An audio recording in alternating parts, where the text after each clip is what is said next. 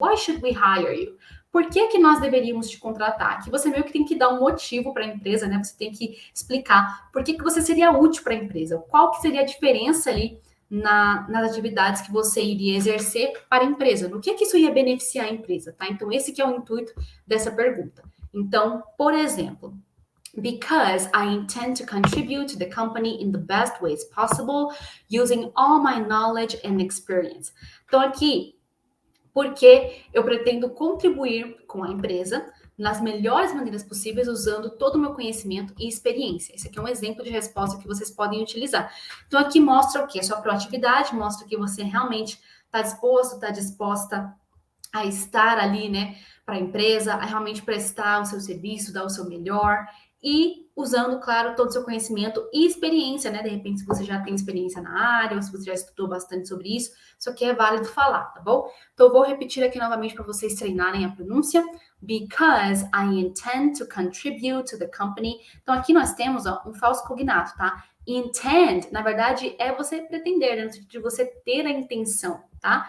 Because I intend to contribute to the company in the best ways possible, using all my knowledge and experience. Porque eu pretendo contribuir com a empresa das melhores maneiras possíveis, usando todo o meu conhecimento e experiência, que é um ótimo modelo de resposta para você utilizar aí na sua entrevista. Bom, agora, qual seria a última pergunta aqui que eu deixei, né? Mas que talvez você se depare aí durante a entrevista. How many languages do you speak? Quantos idiomas você fala? Com certeza você vai ouvir aqui essa pergunta, né, se tratando de comissário de bordo. Então aqui você realmente tem que ser sincero, tá? Aqui eu coloquei um exemplo de resposta, mas você vai ter que colocar aqui adequado ao seu caso. Então aqui no caso, I speak 3 languages. Eu falo 3 idiomas. Eu dei exemplo aqui. Portuguese, which is my native language. Então, o português, que é o meu idioma nativo.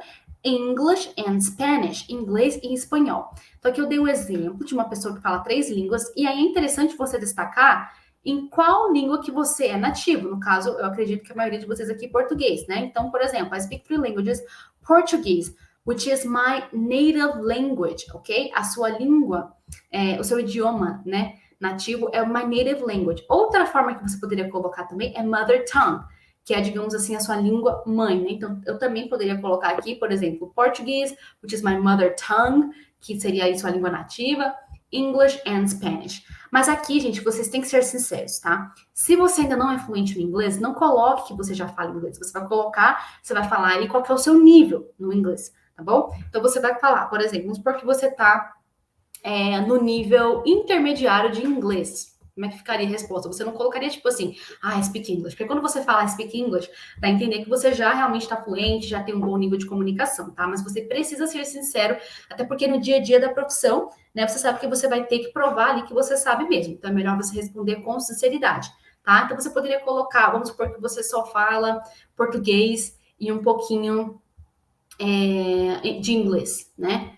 Tipo, você poderia colocar I speak Portuguese, which is my native language, and I'm still learning English. I'm in intermediary level. E eu ainda estou aprendendo inglês, eu estou no nível intermediário. Então, você teria aí sim que adaptar essa resposta para o seu caso, tá bom? Então, eu recomendo que vocês façam isso.